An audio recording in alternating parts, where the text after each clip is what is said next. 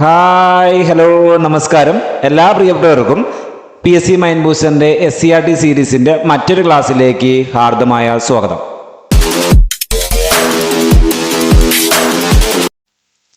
നമ്മൾ already start ചെയ്ത 6ാം ക്ലാസ്സിലെ ഭാഗം 1 അടിസ്ഥാന ശാസ്ത്രത്തിന്റെ ഭാഗം 1 ഭാഗത്തിലെ 2 ചാപ്റ്റേഴ്സ് കംപ്ലീറ്റ് ആയി കഴിഞ്ഞു. ഇന്നത്തെ ചാപ്റ്ററിലൂടെ നമ്മൾ പരിചയപ്പെടുന്നത് 3ാമത്തെ ചാപ്റ്ററാണ്. ചാപ്റ്ററിന്റെ പേര് നിവർന്നു നിൽക്കാം.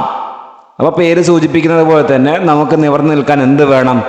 എല്ലുകൾ വേണം അല്ല. ആ എല്ലുമായിട്ട് ബന്ധപ്പെട്ട ചാപ്റ്ററാണ് ഈ ഭാഗത്ത് നമുക്ക് പരിചയപ്പെടാനുള്ളത്. ഓക്കെ, നോക്കാം ഇതിനകത്ത് എന്തൊക്കെ വസ്തുതകളാണ് പറഞ്ഞിരിക്കുന്നതെന്ന് പരിശോധിക്കാം. ഓരോ പോയിന്റുകൾ എടുത്തെടുത്ത് പരിശോധിക്കുമ്പോൾ ആദ്യം ഏറ്റവും ബേസ് ആയിട്ട് അസ്ഥികൂടം എന്ന് പറയുന്നൊരു പോയിന്റ് പറയുന്നുണ്ട്. അതായത് നമ്മുടെ ശരീരത്തിന് ഉറപ്പും ആകൃതിയും നൽകുക എന്നതാണ് ഏതിൻ്റെ ധർമ്മമുള്ളത്? അസ്ഥികൂടത്തിൻ്റെ ധർമ്മമുള്ളത്.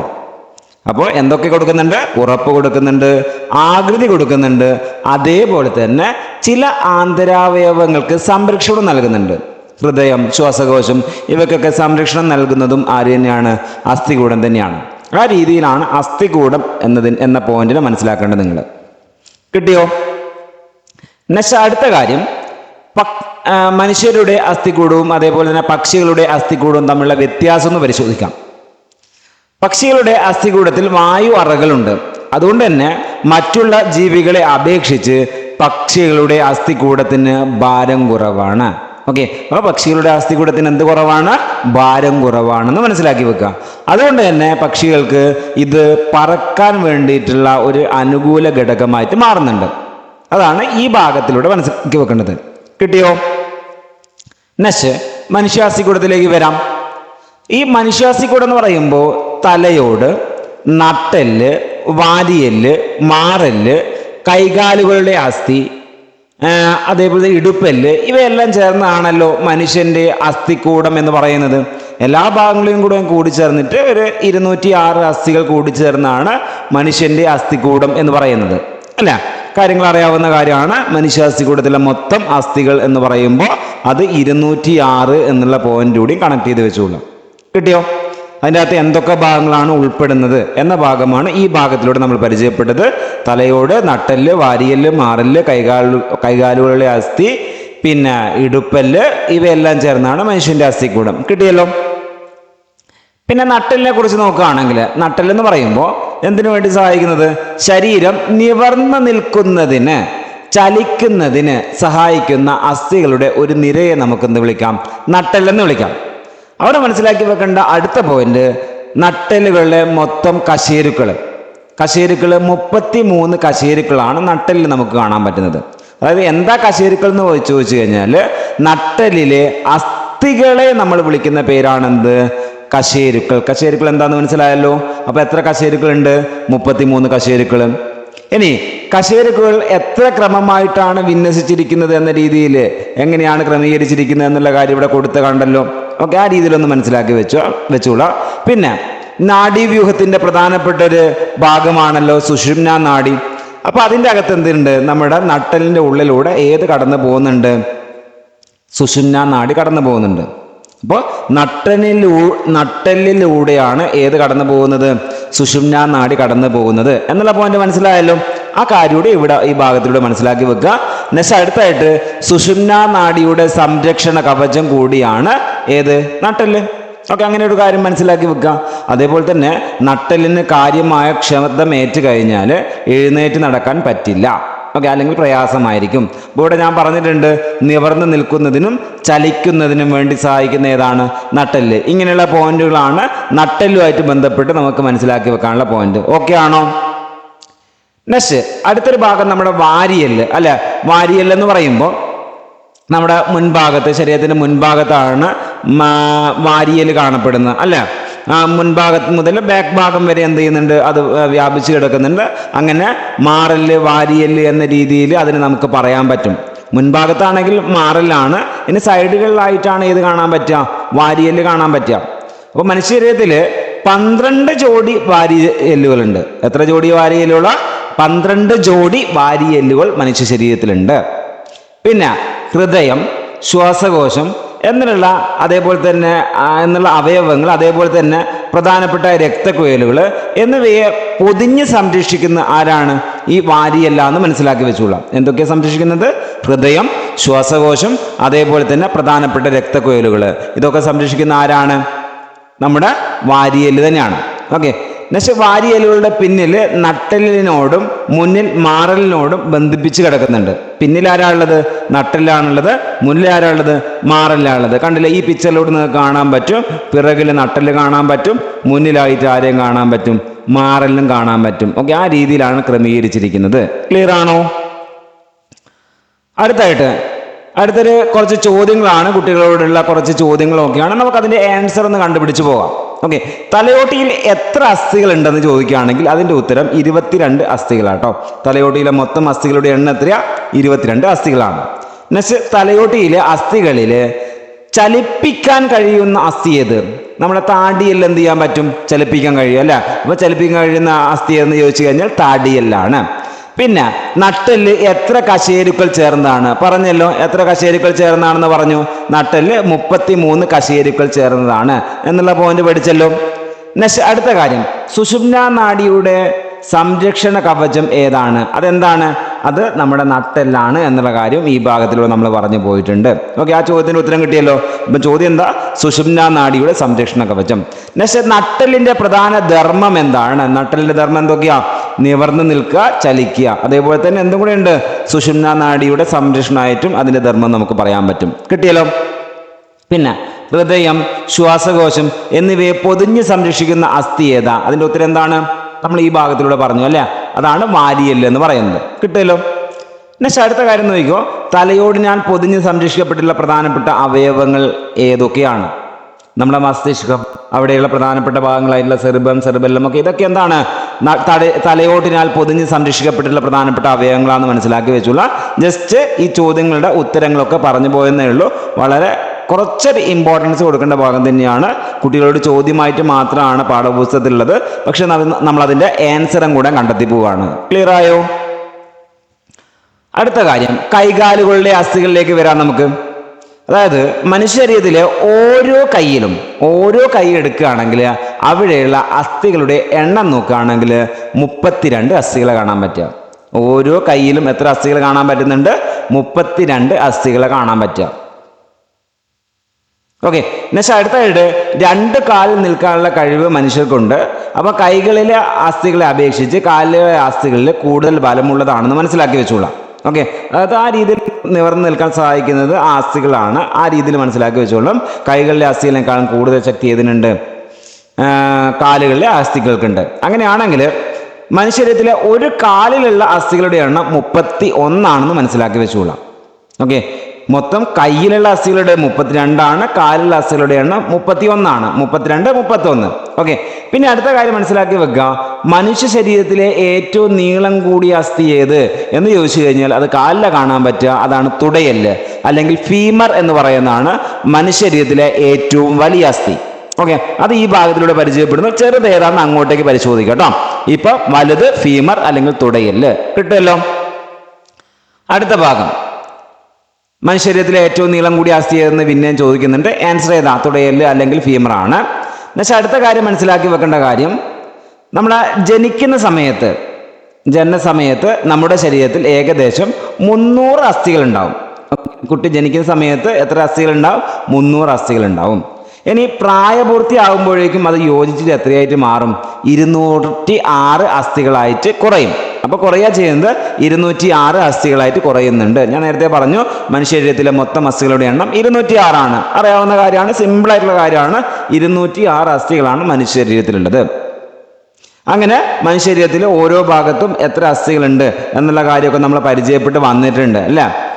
അങ്ങനെ തലയോട്ടിലാണെങ്കിൽ 22 അസ്ഥികൾ, അതേപോലെ തന്നെ കൈകളിലാണെങ്കിൽ എത്ര അസ്ഥികളാണെന്ന് പറഞ്ഞു? കൈകളിലെ അസ്ഥികളുടെ എണ്ണം 32. കാലുകളുടെ അസ്ഥിയോ 31. ഇങ്ങനെയുള്ള കാര്യങ്ങളെല്ലാം പരിചയപ്പെട്ടല്ലോ. നെക്സ്റ്റ്, അടുത്ത കാര്യം, ഓരോ ഭാഗത്തുള്ള അസ്ഥികളെ കുറിച്ച് ഉള്ള പട്ടികപ്പെടുത്താൻ ഒരു പട്ടികയൊക്കെ കുട്ടികൾ കൊടുത്തിട്ടുണ്ട്. അവിടെ നോക്കിയാൽ നിങ്ങൾ നട്ടെല്ല് 33 അസ്ഥികളാണ്. ആ രീതിയിലാണ് 38 അസ്ഥികളാണ് എവിടെയുള്ളതെന്ന് മനസ്സിലാക്കി വെക്കാൻ നട്ടെല്ലുള്ളത്. 2 കൈയിലും കൂടെ കൂട്ടിയിട്ട് അപ്പോൾ എത്ര മനസ്സിലാക്കി വെക്കണം? 32. 64 എന്ന രീതിയിൽ മനസ്സിലാക്കി വെച്ചോളണം. നെക്സ്റ്റ് 2 കാലിലും കൂടെയും കൂട്ടിയിട്ട് ഓക്കെ, അപ്പോൾ 32 64 അസ്ഥികളാണെന്ന് മനസ്സിലാക്കി വെച്ചോളണം. 2 കയ്യിൽ, 2 കാലിലോ അപ്പം 31 62 അസ്ഥികൾ ഉണ്ടാവും അല്ല, 62 അസ്ഥികൾ 2 കാലിലും ഉണ്ടാവും. ഓക്കെ, നെക്സ്റ്റ് വാരിയലിൽ എത്ര അസ്ഥികളാണ് നമ്മൾ പറഞ്ഞിട്ടുള്ളത്? വാരിയലിൽ പറഞ്ഞിട്ടുള്ള അസ്ഥികളുടെ എണ്ണം എത്രയായിരുന്നു? 12 ജോഡിയാണെന്ന് ഞാൻ പറഞ്ഞിട്ടുണ്ട്. 12 ജോഡി എന്ന് പറഞ്ഞാൽ എത്ര എണ്ണം ഉണ്ടാവണം? 12 ജോഡി എന്ന് പറയുമ്പോൾ 24 എണ്ണം ഉണ്ടാവും എന്നുള്ള കാര്യം മനസ്സിലാക്കി വെക്കുക കേട്ടോ. 12 ജോഡി എന്ന് പറഞ്ഞാൽ 24 എണ്ണമാണ്. തലയോട്ടിയുടെ അസ്ഥികളുടെ എണ്ണോ അത് 22 ആണ്. 22 അസ്ഥികളാണ് തലയോട്ടിയിലുള്ളത്. ഓക്കെ, നമുക്ക് മൊത്തം എണ്ണം കൂട്ടിയാൽ നമുക്ക് 206 കിട്ടണം. ഇവിടെ കൂട്ടിയാൽ കിട്ടുന്നുണ്ടോ എന്നുള്ള കാര്യമൊക്കെ ഒന്ന് പരിശോധിച്ചോളണം നിങ്ങൾ. ഈ രീതിയിലാണ് മൊത്തം അസ്ഥികളുടെ എണ്ണം കിട്ടേണ്ടത്. ആകെ എണ്ണം 206 ആണ്. അടുത്ത കാര്യം നോക്കിക്കോ, തരുണാസ്ഥികൾ എന്ന് പറയുന്ന ഒരു ഭാഗം അടുത്തായിട്ട് നമ്മൾ പരിചയപ്പെടുന്നു. അതായത് വളരെ കട്ടി കുറഞ്ഞിട്ടുള്ള അസ്ഥികൾ ഉണ്ടാവും അല്ലെ, നമ്മുടെ ശരീരത്തിൽ അങ്ങനെയുള്ള അസ്ഥികളുണ്ട്. അതായത് ചെവി, മൂക്ക് എന്നീ ഭാഗങ്ങളൊന്ന് പരിശോധിച്ചു കഴിഞ്ഞാൽ അവിടെ കൈകാലുകളുടെ അസ്ഥികളെ പോലെ അല്ല. അവ എന്ത് പറ്റും? അവയെ നമുക്ക് പിടിച്ച് വളയ്ക്കാൻ പറ്റും അല്ലെ. അത്തരത്തിൽ ബലം കുറവുള്ള അസ്ഥികളുണ്ട് അല്ലെ. അങ്ങനത്തെ അസ്ഥികളെയാണ് നമ്മൾ എന്ത് വിളിക്കുന്നത്? തരുണാസ്ഥികൾ എന്ന് പറയുന്നത്. അതായത് അസ്ഥികളെ പോലെ തന്നെയാണ്, ശരീരത്തിന് താങ്ങും ബലവും നൽകുന്നുണ്ട്. അതേപോലെ തന്നെ വളരെ വഴക്കമുള്ള അസ്ഥികളായിരിക്കും ഇത്. ഓക്കെ, ആ രീതിയിൽ വഴക്കമുള്ള ഭാഗങ്ങളെ തരുണാസ്ഥികൾ എന്ന് പറയാം. ഓക്കെ, എക്സാമ്പിൾസ് കിട്ടിയല്ലോ. ചെവി, മൂക്കിലൊക്കെ എന്താ കാണപ്പെടുന്നത്? തരുണാസ്ഥികൾ കാണപ്പെടുന്നത്. ഓക്കെ, ഇവ എല്ലുകളേക്കാൾ മൃദുവാണ് എന്നുള്ള കാര്യം മനസ്സിലാക്കി വെക്കുക. എല്ലുകളേക്കാൾ മൃദുവായിട്ടുള്ളതായിരിക്കും ഏത്? തരുണാസ്ഥികൾ. പിന്നെ അടുത്തായിട്ട് മനുഷ്യശരീരത്തിലെ പോലെ തന്നെ ജന്തു ശരീരങ്ങളിലും എന്ത് കാണപ്പെടുന്നുണ്ട്? തരുണാസ്ഥി കാണപ്പെടുന്നുണ്ട്. മനുഷ്യരിലാണെങ്കിൽ പ്രധാനമായിട്ടും കാണപ്പെടുന്നത് ചെവി, മൂക്ക്, കൈമുട്ട്, കാൽമുട്ട്, കണങ്കാല്, ശ്വാസനാളം, കശേരുകൾക്കിടയിൽ, ഡിസ്കുകളിൽ, ഇവയിലാണ് എന്ത് കാണപ്പെടുന്നത്? തരുണാസ്ഥികൾ കാണപ്പെടുന്നത്. അവിടെയൊക്കെയാണ് കാണപ്പെടുന്നത് മനസ്സിലാക്കി വെക്കുക. ഒരു പക്ഷെ അങ്ങനെ ചോദിക്കാം, തരുണാസ്ഥികൾ കാണപ്പെടുന്നത് ഏതൊക്കെ ഭാഗത്ത്? അപ്പൊ എന്തൊക്കെ കിട്ടണം? ചെവി, മൂക്ക്, കൈമുട്ട്, കാൽമുട്ട്, കണങ്കാല്, ശ്വാസനാളം, കശേരുക്കൾക്കിടയിൽ, ഡിസ്കുകളിൽ, ഇവിടെയൊക്കെയാണ് എന്ത് കാണപ്പെടുന്നത്? ഈ രീതിയിൽ തരുണാസ്ഥികൾ കാണപ്പെടുന്നത് എന്നുള്ള കാര്യം ഈ ഭാഗത്തിലൂടെ നിങ്ങൾ മനസ്സിലാക്കി വെക്കുന്നു. അടുത്തായിട്ട് അസ്ഥിസന്ധി എന്നുള്ള ഭാഗമാണ് നമ്മൾ പരിചയപ്പെടുന്നത്. അസ്ഥിസന്ധി എന്ന് പറയുന്നത് എന്താണെന്ന് ചോദിച്ചു കഴിഞ്ഞാൽ, 2 അതിലധികമോ അസ്ഥികൾ ചേരുന്ന ഭാഗത്തെ നമുക്ക് എന്ത് വിളിക്കാം? അസ്ഥിസന്ധി എന്ന് വിളിക്കാം. എന്താ അസ്ഥിസന്ധി? 2 അതിലധികമോ അസ്ഥികൾ ചേരുന്ന ഭാഗത്തെ അസ്ഥിസന്ധി എന്ന് വിളിക്കാം. കിട്ടുമല്ലോ. വിവിധ തരത്തിലുള്ള അസ്ഥിസന്ധികൾ നമുക്ക് അങ്ങോട്ടേക്ക് പരിചയപ്പെടാനുണ്ട്. ആ രീതിയിൽ അസ്ഥിസന്ധികളിൽ ചലിപ്പിക്കാൻ കഴിയുന്നവയും ചലിപ്പിക്കാൻ കഴിയാത്തവയുണ്ട്. അപ്പോൾ ആ രീതിയിലൊക്കെ ഉണ്ട് എന്നുള്ള കാര്യം ഇപ്പം മനസ്സിലാക്കി വെച്ചുള്ള. ഇനി അങ്ങനെയുള്ള കാര്യങ്ങളാണ് ഇനി അങ്ങോട്ടേക്ക് നമുക്ക് പരിചയപ്പെട്ടു പോകാനുള്ളത്. നോക്കാം നമുക്ക്. അടുത്ത കാര്യം, ഈ അസ്ഥിസന്ധികളിൽ പ്രധാനപ്പെട്ട ഒന്നാണ് വിജാഗിരി സന്ധി. വിജാഗിരി എന്ന് പറയുമ്പോൾ നമുക്കറിയാം, നമ്മളൊരു കതക്, ജനല്, അതിലൊക്കെ എന്തുണ്ടാവും? വിജാഗിരിയൊക്കെ നമ്മൾ ഫിറ്റ് ചെയ്തിട്ടുണ്ടാവും അല്ലെ. അങ്ങനെയുള്ള അസ്ഥികൾ ഉണ്ടാവുമല്ലോ, അല്ലെങ്കിൽ അസ്ഥിസന്ധികൾ ഉണ്ടാവുമല്ലോ.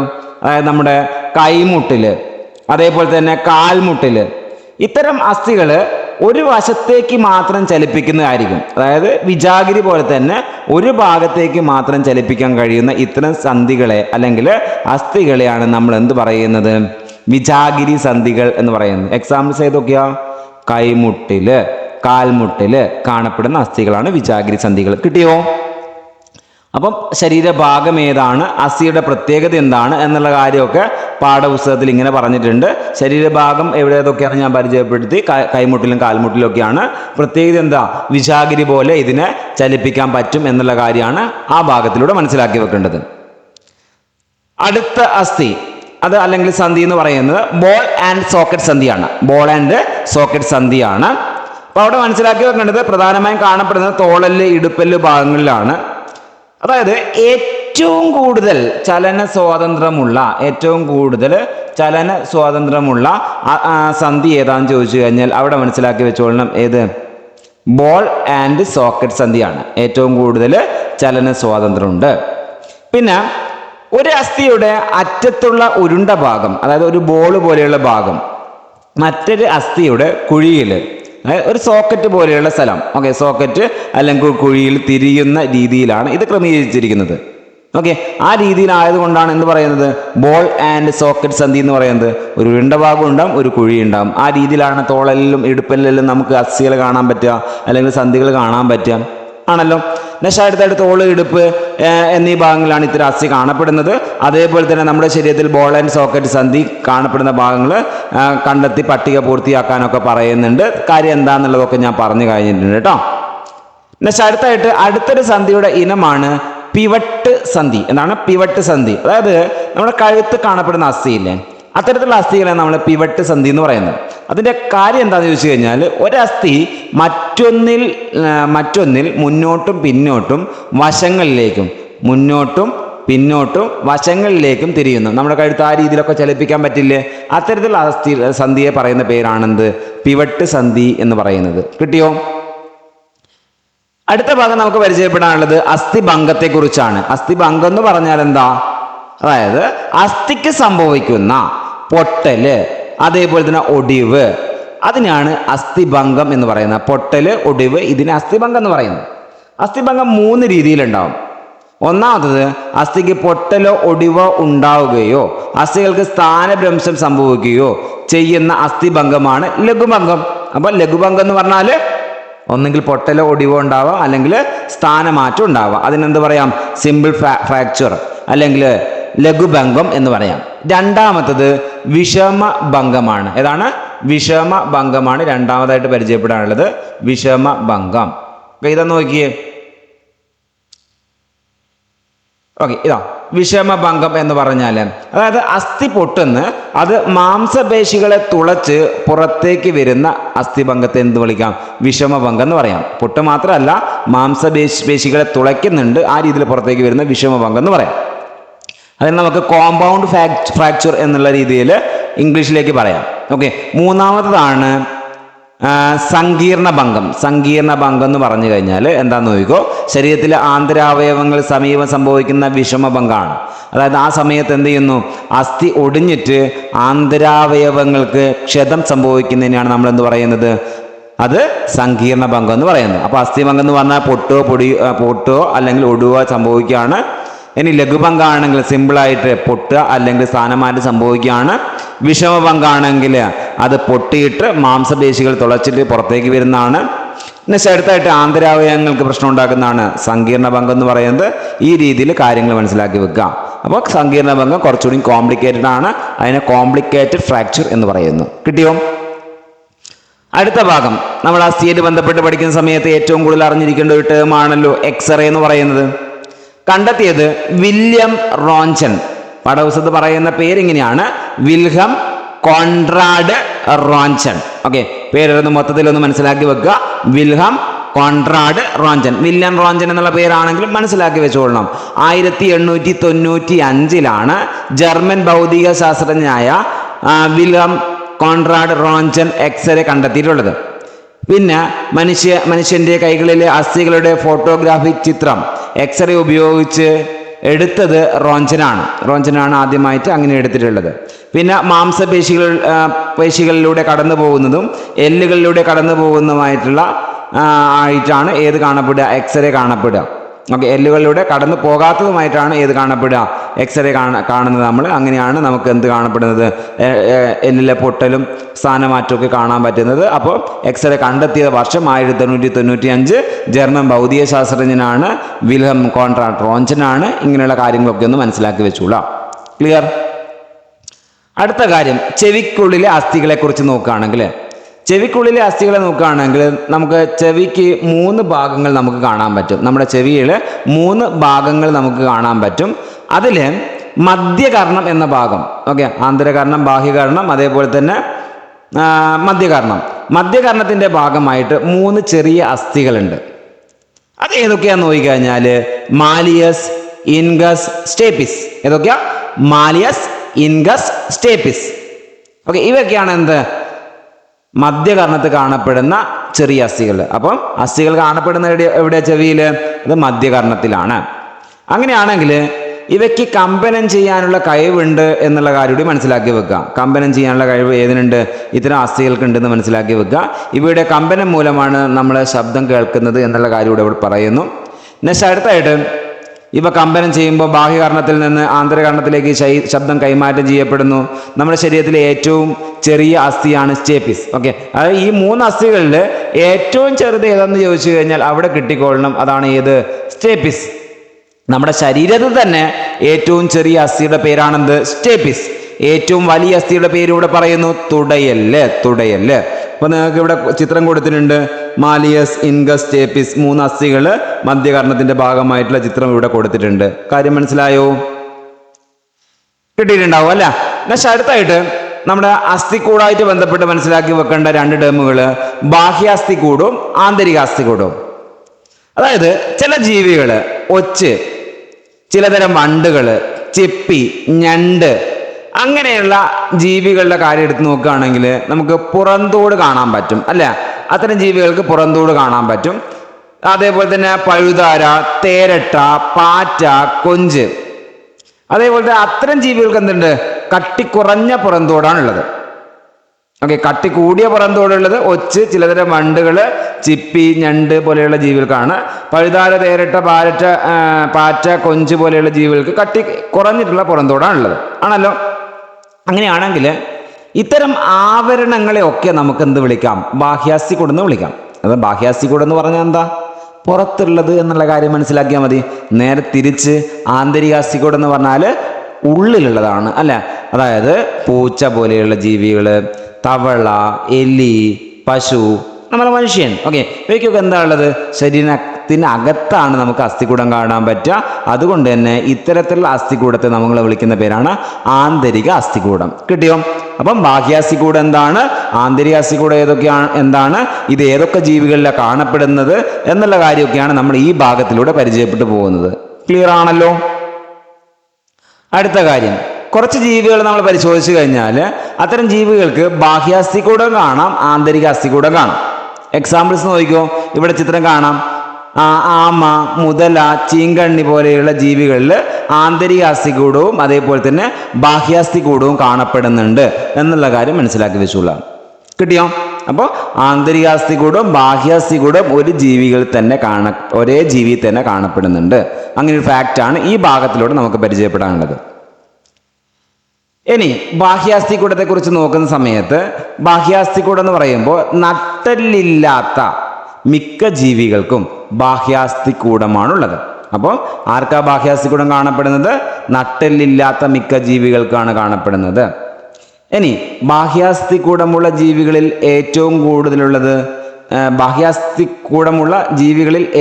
കൂടുതലുള്ളത് അത് പ്രാണികളാണെന്നുള്ള കാര്യം മനസ്സിലാക്കി വെക്കുക. പ്രാണികളിലൊക്കെ കൂടുതലായിട്ട് എന്ത് കാണപ്പെടുന്നുണ്ട്? ബാഹ്യാസ്ഥികൂടം കാണപ്പെടുന്നുണ്ട്. കാലക്രമേണ പൊഴിച്ചു കളയപ്പെട്ടേക്കാം. ഓക്കെ, ബാഹ്യാസ്ഥികൂടം കാലക്രമേണ എന്ത് ചെയ്യാം? അത് പൊഴിച്ചു കളയപ്പെട്ടേക്കാം എന്ന രീതിയിൽ മനസ്സിലാക്കി വെച്ചോളാം.